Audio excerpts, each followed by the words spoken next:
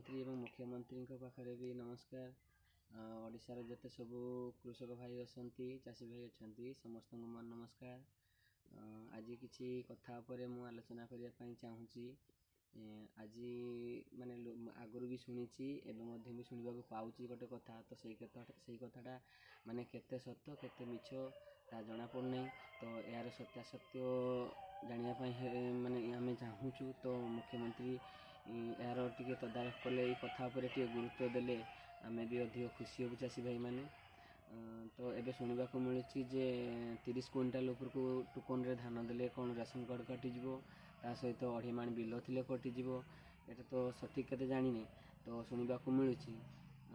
तो आमर जिते टोकन आम प्रथम कलु तो एमती भी परिवार अच्छा जे कि जॉइंट फैमिली। तो सही जॉइंट फैमिली हिसाब रे तो 2 भाई कि 3 भाई अच्छा से भी जॉइंट कार्ड माने से अलग अलग कार्ड अच्छी किंतु टोकन कला बेलू हुए तो से गोटे टोकन रे पकड़े किंतु गोटे टोकन है बेलू से धान परिमाणटा बेसी होना। तो देखला बेलू 30 क्विंटाल अधिक हो तो से कौन करेंगे। तो दुईटा जदि आप कहते 30 क्विंटाल अधिका हेल्ले कार्ड कटो तो एम तो 30 क्विंटाल अधिका हम ना। तो कौन कार्ड कटो जहाँ तो जनकर कार्ड कटो ना 2 जनकर कार्ड कटो। यहाँ प्रथम जनइबार अच्छी माने मुख्यमंत्री की प्रधानमंत्री साहब को यहाँ जनईदेवार थिला। तो हुए तो लोक कम परिमाण में देकी टोकन करते आम गरीब श्रेणी चाषी। तो आम चाष पर निर्भर करचे आम अल्प अल्प कर चाष करचे जो आम टोकन सिस्टमटा होती तो आम या बिक्री करके एकाथरे मुस्तके किसी टंका पाइबा जहाँफल कि आम किसी काम गोटे से टंकार कर।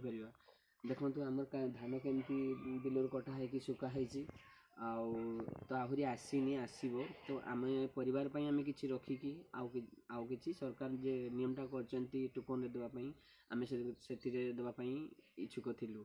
तो आम कौन करूँ गाँ गहली जो धान कि आम कंटारे दे दूली जहाँ भी अल्प दाम दे दूली कि बहुत लॉस मिलूला सहवाक पड़ूला। किंतु सरकार जे कर टोकन मध्यम धान देले किसी टंका मिल तो बहुत बढ़िया कथा। किंतु एबे शुणा जाऊँ जे सिस्टमटा जदि सेटा कार्यकारी हुए तो आम तो चाषी मैंने सब भासीजु ना। तो तेबे आम लाभ कौन है एत खटिकी आम लाभ कौन है। तो आहरी किसी अच्छी माने खरा वर्षा आम सहीकी चाष करुचु किंतु आम जोगु सब लोक चली पार्छन्ति कृषक भाई मानक पई। जदि कृषक भाई जदि ए सब परिस्थितिर सम्मुखीन हुए तेज से कौन कर हताश हो जहाँफल कि माने चली जे कृषक भाई किए आत्महत्या कलानी किए निया जाई देलानी। तो एमती सिचुएसन आसो आगक हम। तो यही कथा उपरे मोर कहबार अच्छी जे केते दूर ए कथा उपरे सत्य यहाँ मोर निवेदन सरकार को पाखरे जे एटा टिके बुझंतु आम कथा एटा सत्य ना मिछ। जदि सत्य तेबे आगु आमको जणई दिंतु कहीं टोकन आसो आम के धान देवु केते कौन करूँ आम से रखिकी आम जहाँ करूँ। आपण मैंने जब एमती धान दे सारापर कहे जे 30 क्विंटाल अधिक है आप कार्ड कटो से केमतिका कथा। सरकार आमको देइचंती रहिबापई घर भी देइचंती बहुत साहाय्य करुचंती घर देइचंती राशन कार्ड देइचंती पुणी प्रधानमंत्री योजना काया योजना एबे तो नहीं तार नाम चेंज हो तो सब साहाय्य होची। किंतु आमर गोटे आशा थाए जे आम केमती धान बिक्री करके 2 पैसा पाइबू जदि या भी आप कटकणा लगेदेवे तेज आम केमती चलू।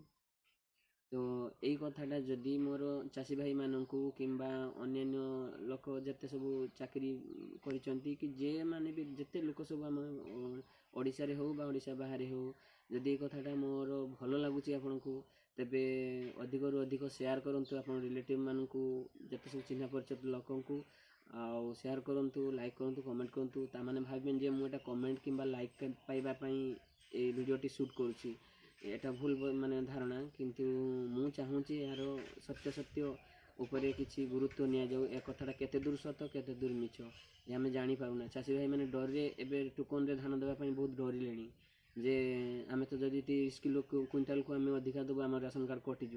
तेणु से चाषी कौन कर से क्षति सहिले से गाँव में लोकों कंटार देदेव धान से 1200 हो कि 1300 हो जिते दाम रे भी अल्प दाम हेले भी से देदेव। किंतु जे सरकार जे आशाटा देखते आमको क्विंटाल प्रति 3200 कि जहाँ भी नौ आम गोटे आशा थिला जे आम एतिक टंका देले आम किसी लाभ जहाँ सरकार आमको देखते आम पाइबा।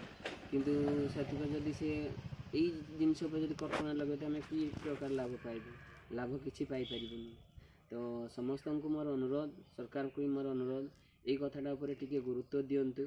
ଆଉ ଯଦି ଏହା ଉପରେ ସତ୍ୟ କିଛି ରହିଛି ତେବେ ଆମେ ଚାଷୀମାନେ ଭାସିଯିବୁ, ବାଧ୍ୟ ହୋଇକି ଚାଷୀମାନେ।